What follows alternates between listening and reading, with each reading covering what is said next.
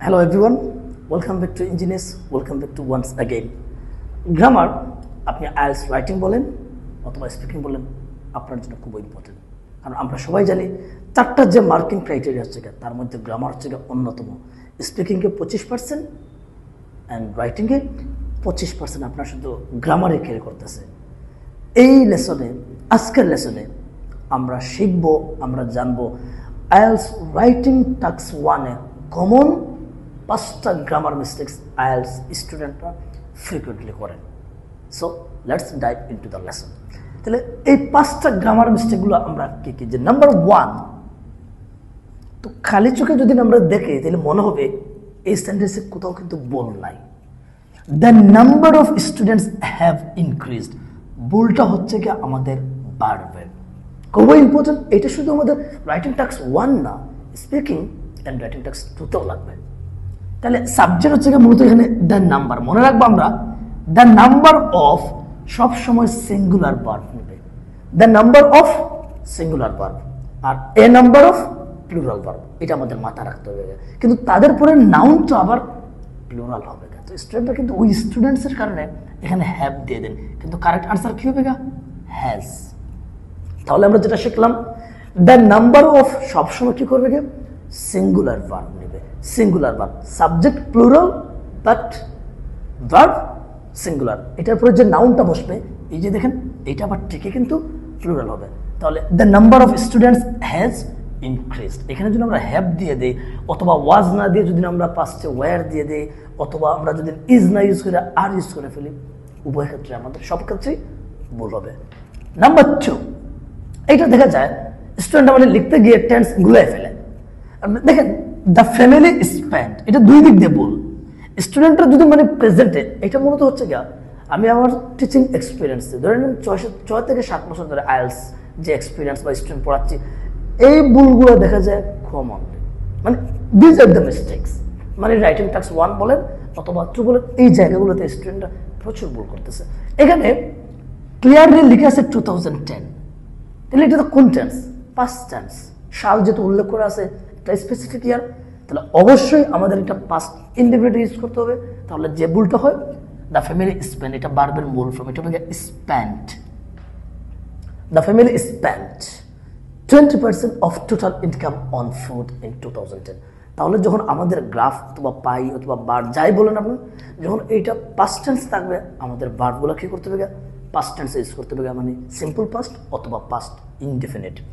Number 3, এটা আমাদের এরকম সেন্টেন্স আমাদের প্রচুর ইউজ করতে হয়, পার্সেন্টেজ দিয়ে লিখতে হয় অথবা প্রপোর্শন দিয়ে লিখতে হয়। The proportion of workers were higher last year. তো এখানে বলা হচ্ছে দ্য প্রপোর্শন অফ ওয়ার্কার্স। এখন যে ভুলটা হচ্ছে স্টুডেন্টরা সাবজেক্ট হিসেবে ওয়ার্কার্সকে এখানে ধরেন, তো ওয়ার্কার্স যেহেতু প্লুরাল, এই জন্য ওয়ার ইউজ করে থাকেন অথবা প্রেজেন্টে তারা আর ইউজ করে থাকেন, তখন এটা ভুল হচ্ছে। তো আমরা কিভাবে মনে রাখবো? দেখেন তার আগে এখানে অফ একটাও আছে, এটার বলতে অফ যুক্ত ফ্রেজ। তো সবসময় অফের আগেরটা আমাদের এখানে সাবজেক্ট হিসেবে ধরতে হবে, অফের পরেরটা না। যদি আমরা দেখি ভার্বের আগে আমাদের অফ যুক্ত ফ্রেজ আছে, তাহলে সহজ হচ্ছে অফের যে আগে দেখেন এটা হচ্ছে প্রপোর্শন, এটা সিঙ্গুলার, তাহলে আমাদের ওয়্যার না ইউজ করে কি ইউজ করতে হবে? ওয়াজ। তাহলে আমরা সাবজেক্ট এটাকে না ধরে অফের আগেরটাকে সাবজেক্ট দেখতে হবে। এটা যদি সিঙ্গুলার হয় আমাদের ভার্বটা হবে সিঙ্গুলার, এটা যদি প্লুরাল হয় আমাদের ভার্বটা প্লুরাল হবে। নাম্বার 4, এইটা যতটা না রাইটিংকে ভুল হয়, তার চেয়ে বেশি স্পিকিংকে ভুল হয়। ওয়ান অফ দ্য কান্ট্রিজ, দুই জায়গায় ভুল হয়। যদি এটা আমি এখানে ঠিক লিখছি, দেখা যাচ্ছে স্টুডেন্টরা যখন বলেন one of the problem, one of the friend, one of the country, মনে রাখবেন ওয়ান অফ দ্য কান্ট্রিজ অনেকগুলো থেকে একটা।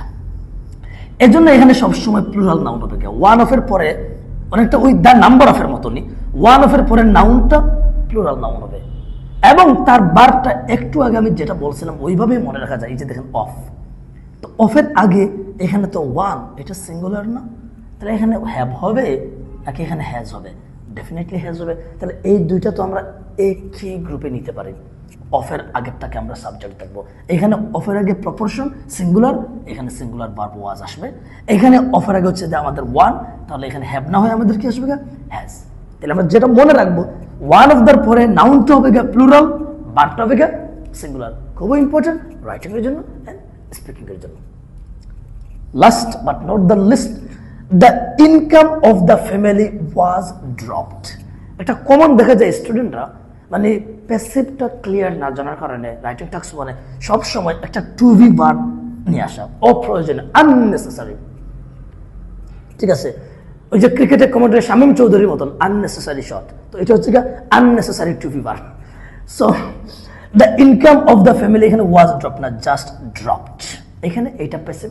সাধারণত যে ফিগার বর্ণনা করার ক্ষেত্রে আমাদের রাইটিং টাস্ক মানে এখানে প্যাসিভের ব্যবহার নাই বললে চলে। তাহলে সহজ হিসাবটা হচ্ছে আমরা যে ভার্বটা ইউজ করবো সিম্পলি ওই ভার্বের পাস্ট ফর্ম। আপনি ইনক্রিজ ইউজ করলে তার পাস্ট কি ইনক্রিজড, ড্রপ ইউজ করলে তার পাস্ট ড্রপড, ফল ইউজ করলে তার পাস্ট ফেল হয়ে গেল।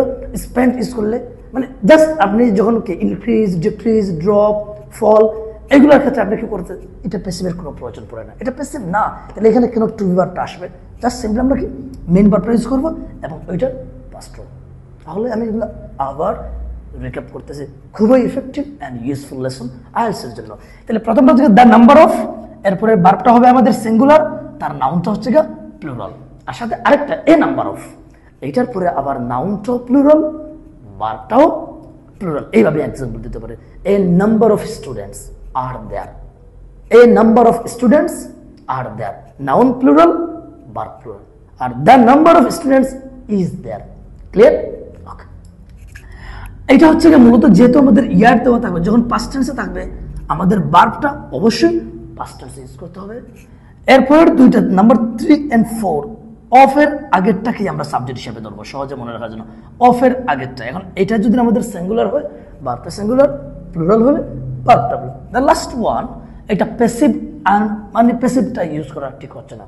রাইটিং টাস্ক মানে ফিগার বর্ণনা করার ক্ষেত্রে ফিগারটা যখন কি হয় বাড়ে কমে, এইটার প্যাসিভের প্রয়োজন নাই। আপনি জাস্ট পাস্ট টেন্স ইউজ করলে ভার্বের কি পাস্ট ফর্ম, প্রেজেন্ট ইউজ করলে প্রেজেন্ট ফর্ম, ফিউচার হলে ফিউচার, এটা যে টেন্সে থাকবে। কারণ টাস্ক ওয়ানে আপনার পাই চার্ট বলেন, বার চার্ট বলেন, প্রেজেন্টও আসতে পারে, পাস্টও আসতে পারে, ফিউচার। বাট এটা ট্রু যে 90% সাধারণত পাস্ট টেন্সে থাকে, মাঝে মাঝে আমরা রেয়ার কেসে ফিউচারে অথবা প্রেজেন্ট পাই। তো আমি বলবো প্রত্যেকটা স্টুডেন্টের এই লেসনটা নোট করা উচিত এবং নিজেদের প্র্যাকটিস করা উচিত। Bye for now.